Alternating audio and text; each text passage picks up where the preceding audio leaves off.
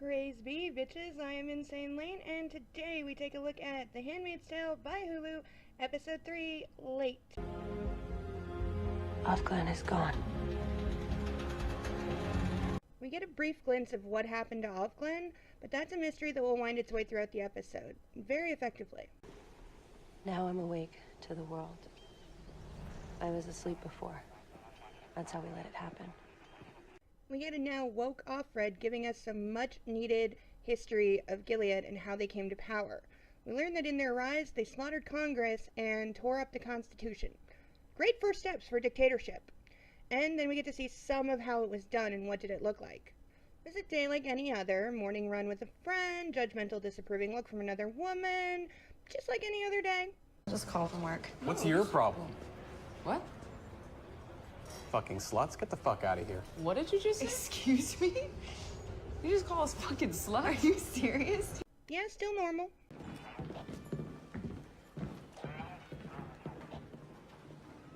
Now that would get my attention. Actually, that would make me hide under my desk and call the police, because these guys ain't the police. Why'd they send the army? I don't think that's the army. I think it's another kind of army. We learn what's happening, why her card wouldn't work, the dirty looks, and she's right, this is a different kind of army. This is the day the new regime takes to the streets and starts with the fundamentalist changes. Yay. We'll get more information on exactly what and how and why, sort of, later on. The show lacks a bit of why, you know I think this. I try not to harp, but sometimes it just gets a little much. And then we have Rita being weird. I have stewed apples for dessert. Oh, I don't want to forget this. Like Offred, it's very confused. Rita is usually so cold and like borderline rude to her, and we know Mrs. Waterford downright hates her and resents her presence in the house. So why is everyone being so nice? Well, the clue is in the title. She's late. Meaning there's a baby, maybe. And everyone is so happy. Fred even gets her chair pulled out for her. She gets special food for lunch, even a pretty flower to look at. And if she's a really good girl... Finish your lunch every bite now. You need to be in the Clean Plate Club. She can go see baby Angela and Janine. I'm sure Serena Joy intends this as motivation somehow, and it is nice to see proof that she can actually smile, also that she's not the only wife who's a bitch. Ungrateful girl. She snapped at me. She bit you? Mm-hmm. You know how they get. I'm just counting the days until Angela's weaned, and that girl is out of my house. But this does give Offred a chance to visit with poor, crazy Janine. And she has gone crazier than ever. I had a baby. A good one. I had a good one. And so they don't care. I can do anything I want. I can have ice. This in particular is not the crazy talking. This is the core thinking of Gilead. That having a baby is everything, and if a woman can do that, she's nearly a saint. So of course Janine is being praised and indulged and given little extras. For now.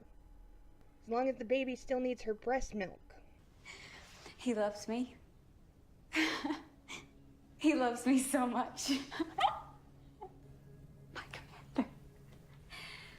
And he loves Charlotte. And we are going to run away together. Now, at first, I wasn't sure if this was delusional thinking on Janine's part. I mean, it seems only natural Janine would make herself think this, and I doubt she'd be the only one. If you're being repeatedly raped by the same man, and you're not that stable to begin with, it's a pretty easy trap to mix it all up in your head and be like, oh, he must secretly love me, he must secretly like me even, that somehow this is not the horrible situation that it is, and that there can be love in Gilead. And hers goes so far as, of course he's going to leave his wife and run away with her and the baby, and they'll live happily ever after. She's forgotten there are no fairy tales in Gilead. They burn them all. We get some real insight into the twisted mind of Serena Joy. You know, what you do and what we do together is so terrible. It's terribly hard, and we must remain strong. Which is why I feel so blessed to have you. And that some still small piece of her knows the evil that they do. But then she defaults back to Gilead programming of, we're in this together and I'm so grateful for you. Then after seeming to be nice and almost friendly, we get a weird sudden reversal where she decides to stay and send off Red home alone. After trying to talk to Nick about how cute the baby is and general small talk, Nick is weirdly not answering, and when he finally does speak, he says this. Everybody breaks. Everybody. More mystery. What is he talking about? What is he trying to warn her of? And then we see it. There's a black van. An eyes van. There for her. But that will wait a minute as we go back to a different mystery. How did they trap the women and take all their rights away so quickly and so completely? Well, part of the answer is that they did it very quickly. When you do a lot of things very quickly, there's less time for people to react, less time for dissension or rebellion, and when you have guys with guns lining the streets ready to shoot people to make sure your new laws are enforced, yeah, you kind of get things done in a hurry. Moira says it best. You know, they needed to do it this way. All the bank accounts and the jobs all at the same time. You imagine the airports otherwise? They don't want us leaving, you can bet on that. She's exactly right. And we know from Ovglen, the first one, the one we're following, wondering what's going to happen to her, that she herself did try to leave by plane with her family, and that they had Canadian passports and she didn't, so she was caught. But it does sound like they were maybe let go, her wife, and I believe she said she had a son. So this may also answer what's been a big question for me, because in the book it's addressed, and this would have to be addressed in the real world. When regime change happens and you're now taking people, your own citizens, captive, what do you do with people who are not your citizens? What do you do with illegal immigrants or visiting students, visiting people who are working, people who are just there for vacation, people who are not American citizens and have citizenship rights in other countries? It may just be speculation, but it sounds like they were letting non-Americans leave, which makes perfect sense. If they didn't, it would be kidnapping, which Gilead has no problem with, obviously, but they would be kidnapping foreign nationals. That would get the rest of the world's attention and be grounds for war, which they don't need. They've got a civil war. They don't need to be fighting the rest of the world at the same time. Fighting a war on two fronts, history's proven. Napoleon, Hitler, not a good idea. It doesn't work out well. So they let the foreign nationals go. They keep things internal, because most other countries will not intervene in an internal civil war. It's kind of the rule of the planet, that as long as it's not affecting other countries and they're not shooting at you, you're not allowed to intervene in their internal struggle or civil wars. It's just like polite that way. So Gilead gets to keep things private, keep all the dirty secrets in-house. First they take the money and the jobs, leaving women trapped and penniless and relying on men, husbands or close male relative. This is not unheard of today. In fact, it's quite the norm in some places, but America is usually against those places, not copying them. This is the beginning of the end of life as they've known it, and nothing will ever be the same. You know, and I want to hear why I shouldn't take care of my wife. My wife? Yeah. She doesn't belong to you. That's right. No. She isn't your property, and she doesn't need you to take care of her. See, that's where all of this comes from. You want to take care of us because we're weak, right? Because we're less than. I'll take care of your money. Yeah. I'll take care of your body. I love this scene. It's so normal in all the crazy. A scene of just friends sitting around, drinking wine, and busting some balls. Again, Moira's exactly right. She is by far the most savvy character we have. This is the government saying and enforcing that women can't take care of themselves. Men should be in charge of everything, the money, the property, even their bodies. In one day, they've gone from strong, independent women to having no rights, no voice, no money, no job, and no way out. Moira sees what's really happening, and she has some idea of what's about to come. Yet, as much as she will bust Luke's balls and suggest that he cut his dick off for her entertainment... You want me to walk you to the station? Fuck yeah, it's crazy out there. She ain't stupid. Even to a lesbian, men do have some uses.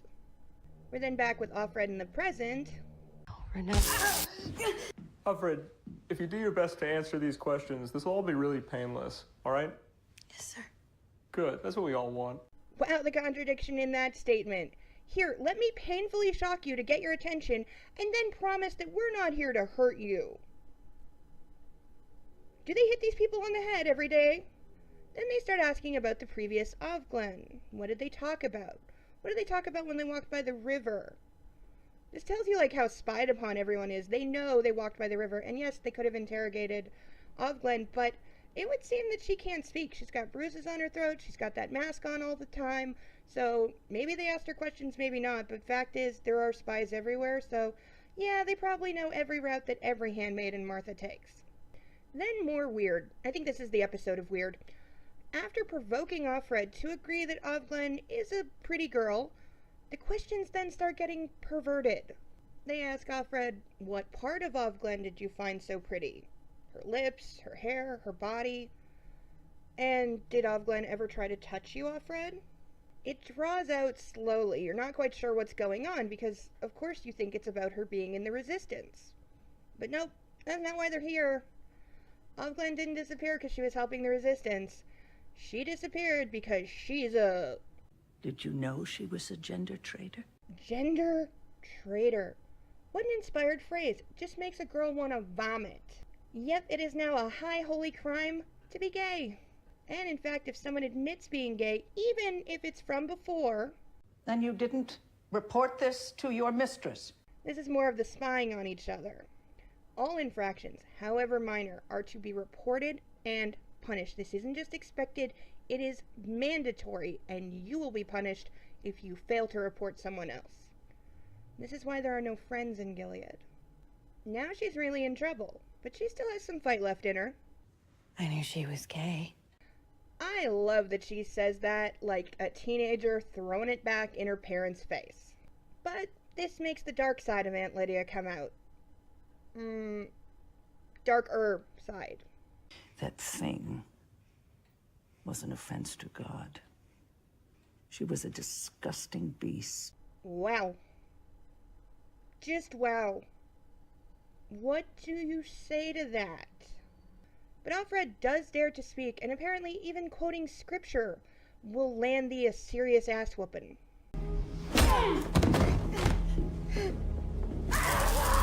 Now I really feel sick.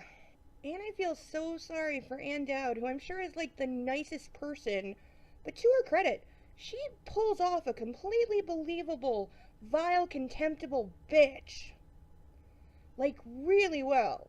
So, wings off to her for a very strong performance.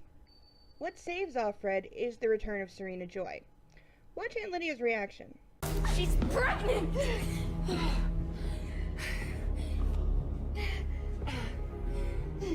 And she ain't the only one. The man asking the questions is suddenly all joy and congratulations. And yeah, they have enough now. They can leave, no more beating or shocking the girl. Even Serena Joy tries to comfort Offred. My, hasn't she changed her tune? Now we're back with Ovglen, and she's wearing some kind of Hannibal Lecter type mask, leaving her unable to speak. And she is so frightened and desperate that she tries, well, this. Until he slams her into a wall. And then we see how the law works for the first time. This is a very telling and informative scene. The mask is left on her, making it clear she will not be allowed to speak in her own defense or to speak at all. And also, she is not being charged with breaking a law, but with breaking biblical scripture. The accused stand charged with gender treachery in violation of Romans chapter 1, verse 26, by his word. Strap in, because I'm going to break this down. What's quoted is not even biblical law. It's just scripture. Specifically Romans chapter 1, verse 26. For anyone who doesn't know that off the top of their head, allow me. And I quote, "For this cause God gave them up unto vile affection, for even their women did change the natural use into that which is against nature." That's from the King James Bible, because it seems the most likely version for Gilead to be using, though heavily bastardized, I'm sure. For anyone needing a translation, which included me, this is from the New International Version. "Because of this, God gave them over to shameful lusts. Even their women exchanged natural sexual relations for unnatural ones." If you're going for the anti-gay Bible verse, this seems like an odd choice. There are much more fitting biblical verses. Leviticus 18:22 comes to mind. "Thou shalt not lie with mankind, as with womankind it is an abomination." But that does seem to refer specifically to men, so I could see that not applying to women in Gilead, even though I find the Old Testament to be much more likely a place for Gilead's new laws to be founded. Then I remember both stonings and an eye for an eye are also from the New Testament, and we know that they use both of those. Seems odd for a fundamentalist society, but guess that's how they roll. After looking at it, the Bible has a lot of verses about homosexuality and sexuality in general, but very, very few of the passages reference women being gay. Most only talk about men. And since gender roles are everything here, Romans 1:26 is the best they got. And believe me, they had to look hard for it. This also brings up the no reading and no technology point. How are the handmaids taught the Gilead versions of scripture? They can't read them. And I don't see any iPods with podcasts for them to listen to. Are the aunts allowed to read? Presumably this would be taught at the Red Center by the aunts, or in school by teachers who are probably also called aunts. So how are the aunts taught the scriptures? Even if some knowledge of scriptures from before is how aunts are chosen, you can bet Gilead has changed a few words here and there. And by now have probably started adding their own. This is not a world based completely on real history, so it doesn't have to be accurate to any known history or world, but it does have to explain itself. Back to the proceedings, such as they are, there is only one lawyer, and he represents the state. That is so telling. There is not even the pretense of a fair trial. There's not even the pretense of a trial. There is no defense for these women. A man has spoken. A man has charged them with a crime, and a man has said that they truly did it. Based on the word of this man, they are guilty, and men will now sentence them. The Martha is sentenced to the common mercy of the state, and the handmaid to redemption. We see very quickly just how merciful the state of Gilead is.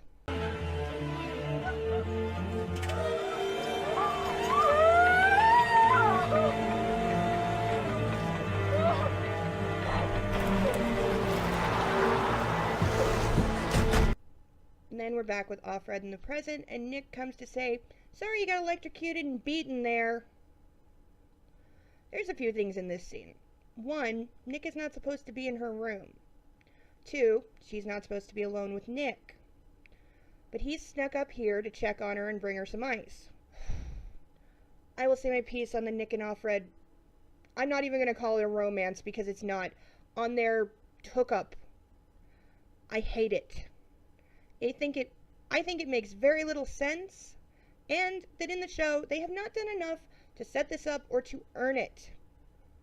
A couple of people throwing glances that quite frankly do not convey chemistry at each other does not lead to this, not in this society, not with the oppression, and not with Nick being portrayed as a go-along, get-along guy who saw the winds changing and tried to make the best path for himself that he could. If he's out for himself, which he clearly says that he is, why would he then be risking it for her? If anything, I think a woman in her predicament would reject all male attention. But thanks for the ice, Nick.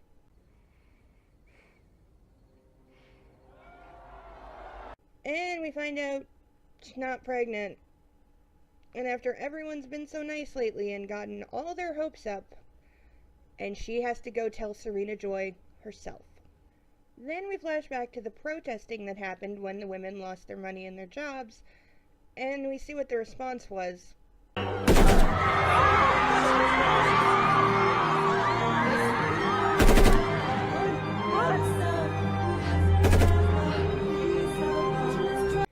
scary part is that most of the footage of the protest looks like it could have been taken off any 6 o'clock news show in the last 6 months. It's really disturbing. The whole scene is terrifying, and the music adds this wonderful element of hyper-reality to it. It's just incredible. I also like that they take refuge in the coffee shop where we had seen them before, and we see what it looks like now, that it's been abandoned.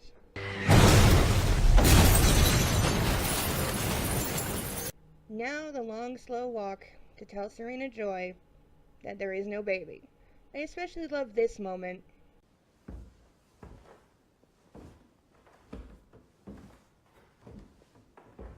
The way she glances outside for a second as if she knows what's coming. And we see it's going to be even worse than we thought because Serena Joy has begun nesting. Fred desperately tries to tell her, but Serena Joy is in such a good mood that she feels like sharing. Fred and I, we tried for so long. It was hard to keep faith. She is so desperate and so elated to think that all her devotion and all her suffering, and I don't deny that she has suffered, that all of that has finally paid off. But it hasn't. And notice she doesn't get angry right away. At first she's just sad and disappointed. It's only when she's told the period started last night that she suddenly gets angry. In this world, Offred should have told her right away, as in the exact second that she knew. So, Serena Joy feels lied to. She has done all this work and made a big show of clearing out this room and starting to set up a nursery. She feels like she's been made a fool of in front of the entire household, that she's been deceived by this horrible girl. So she responds like this. You will stay here, and you will not leave this room. Do you understand me? Do you understand me? And then we learn what redemption means, as we're taken back to Emily, as we finally learn her name is. Something that caught my attention during the sentencing. The Martha was called Martha, 6715301. And Emily was called Handmaid, 8967. Assuming these are straightforward numbers, then there are at least 6,715,301 Marthas, and as few as 8,967 handmaids. That's a possible ratio of 750,000 non-fertile Marthas to one single fertile handmaid. And that still doesn't justify this! You won't want what you cannot have. Blessed be the fruit, dear. I really wonder if Aunt Lydia's secretly a dyke. Made me laugh for the entire ball-busting scene, but especially... That's big, strong man. Thank you, big, strong fuck. You go, girl. For Janine, biting Mrs. Putnam might not be smart, but given what the wives have to say about the handmaids, I'm on Janine's side. Nitpick for the use of Bible verses as laws, both for being an absurd concept and for forcing me to dig through my reference shelves for Bibles and spend an hour on Bible Gateway. Ironic feminist goes to Rita and Serena Joy for their near bipolar changes in attitude toward Offred when they think she's pregnant. Dick of the episode goes to the unseen commander of Janine for filling her head with lies. The raping is bad enough, the lies are just cruel. And that is episode 3, Late, of the Hulu series The Handmaid's Tale. I am InsaneLayne. Blessed be, bitches. Bye-bye.